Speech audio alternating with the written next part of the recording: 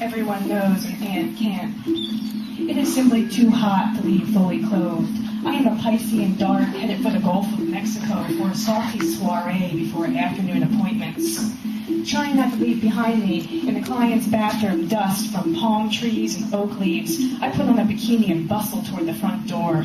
The rest of the landscape crew is settling for lunch in conditioned air. Going south on Siesta Key, but realized I'd forgotten bottled water on the canal side of the landscape. Zipped back to the property and noticed a copy of The Secret Life of Water at the back of my sedan. So I whirled through the house again, calling, "Hey, someone just returned this to me," to those convened, an international group of Sufis and otherwise spiritually aware creatures. Pivot, sprint back to my own water and to the car.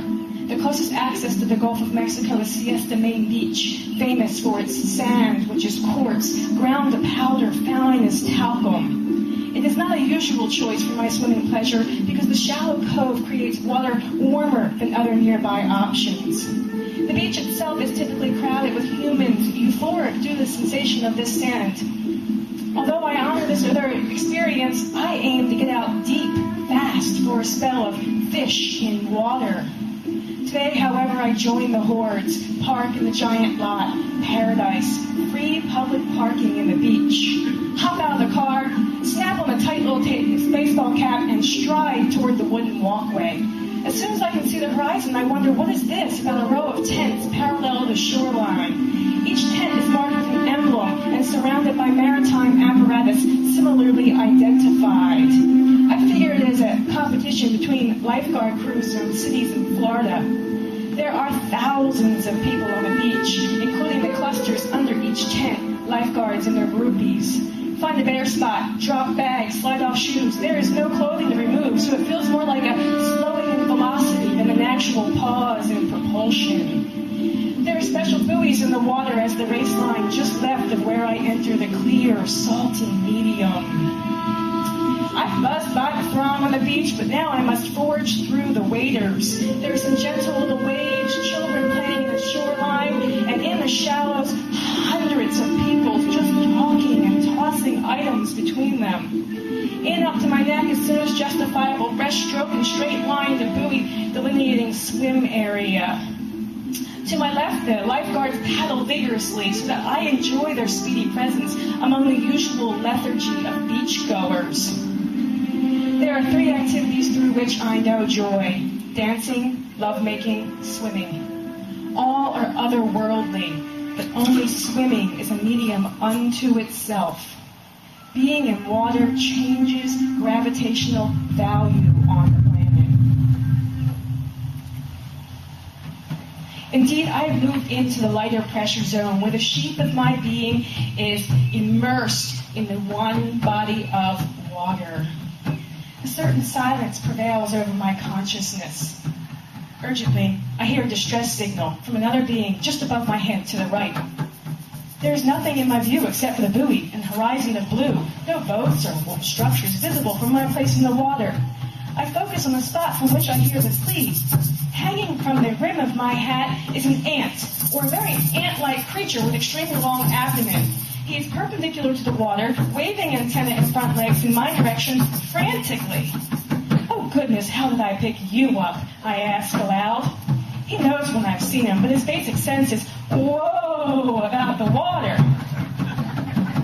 Well, okay, but I went through a lot to have a swim today, and I am not turning around. You'll just have to hang on, but I'll get you back safely.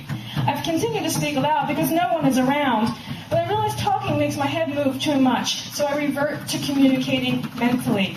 Generally, I consider the spoken version merely emphasis on what transpires. I wonder if he would be safer on the underside of the rim rather than the outermost edge of my hat, so he moves in that direction, almost detouring to my sunglasses, but I'm discouraged because they're slippery plastic and closer to the water. He positions himself entirely upside down on the shaded cloth, but the reflection of the water and the waves and the sunglasses creates a rather strobe-like situation that makes him squirmy. I suggest the top of my hat again is stable, but warn, it is midday in July and it'll be hot up there. He disappears in that direction just as I reach the buoy. Swim worship for a little while, then turn toward land. The return trip includes entertainment from the lifeguard crew straight ahead and vibrational contact with the little guy above. When waves from wake disrupt our course, I simply rise up high enough to ensure my hat is not splashed.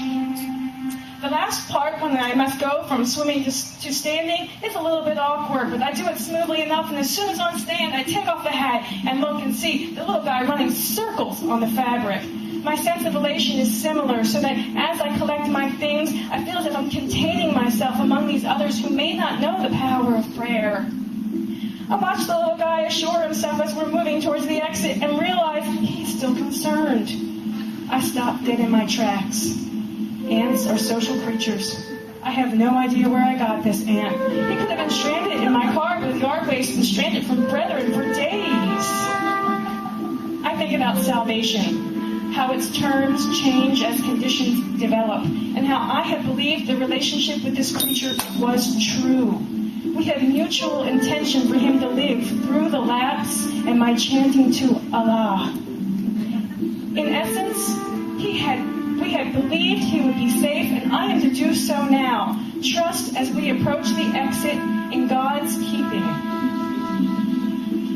Along the wooden walkway are sea grapes, giant shrubs with orbicular leaves, each light leaf like a small plate. Moving the hat and its passenger toward the branch, I see another creature, the same kind, scurry up the branch and right out onto the leaf on which I am depositing the sea adventurer.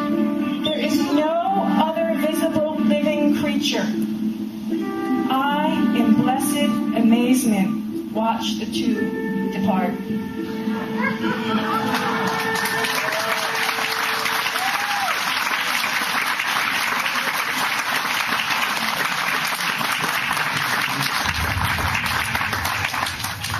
I'd like to thank Pam Fetterman and Keith Coker for accompanying me.